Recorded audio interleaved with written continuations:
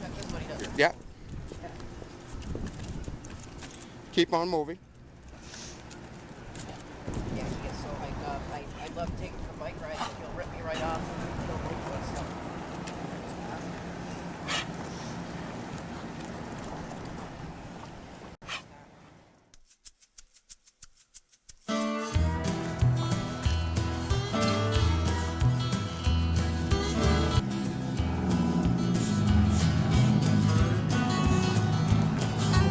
Now you're going to notice that when the dog walks past the gate,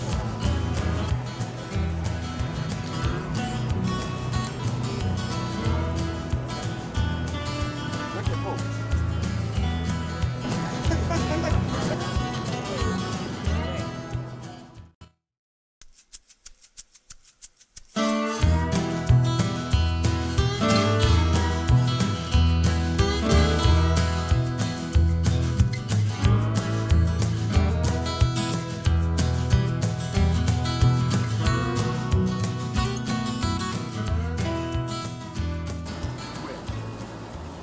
That's your, yeah, I've already got you hooked on. You're all hooked on. Yeah, that's it.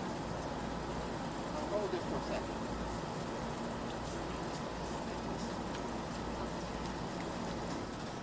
I'll just have Buddy if you want to move down. Okay. I told his owner I was going to get him. Come on, buddy. But you can tell me to kneel down or whatever you want to do. No, okay.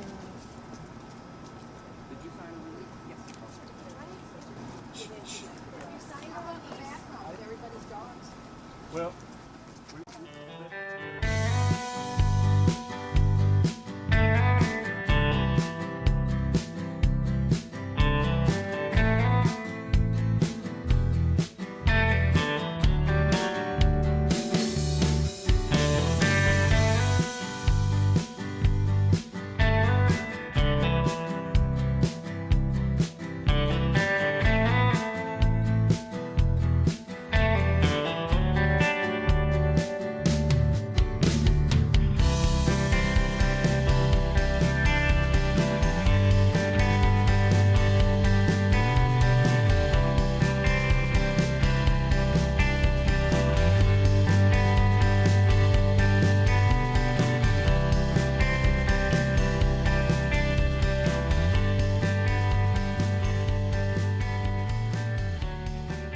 what is special about your relationship with dogs?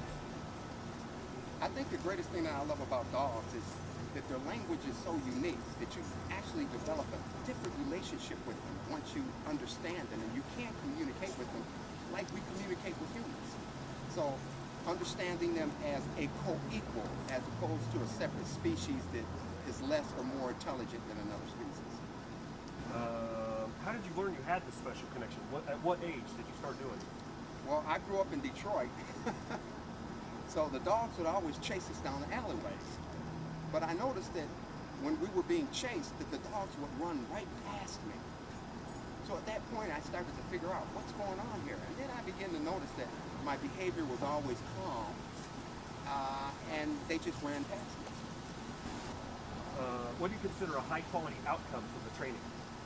A high-quality outcome has nothing to do with the dog.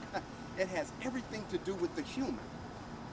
Our major problem with dogs is, again, we don't understand that they talk a different language, that they have a different psychology, and their psychology is intertwined with their language. Once we master the language, once we master the psychology, and once we master the correction, then we've got it made. About dominance of the alpha in the pack. How do you teach your dogs about that? Well, you know, a lot of people think dominance is force, it's aggression. No, dominance is actually calm, firm energy. So you will never ever be able to get a dog to do what you want them to do unless your energy is calm and firm. To a human, dominance, again, may be aggression, may be forcefulness. To a dog, dominance is being able to show that you have the ability to project calm, firm energy, and a dog looks to you. And does this come from the ancestors of dogs, from wolves? What's the connection there? It's their instinct. A lot of people really don't understand that a dog is its instinct.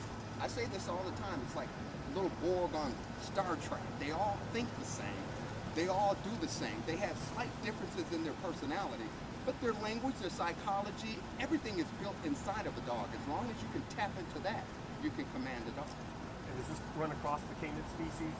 Right across the canine species. Every dog adheres to whispering training because whispering training is nothing but language and psychology, again, that's built in instinctively into a dog.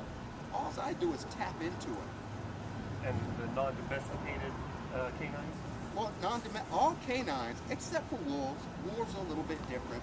Dingoes are a little bit different. And wild dogs of Africa and wild dogs in general are a little bit different. But all dogs, the canine species, are identical in instinct.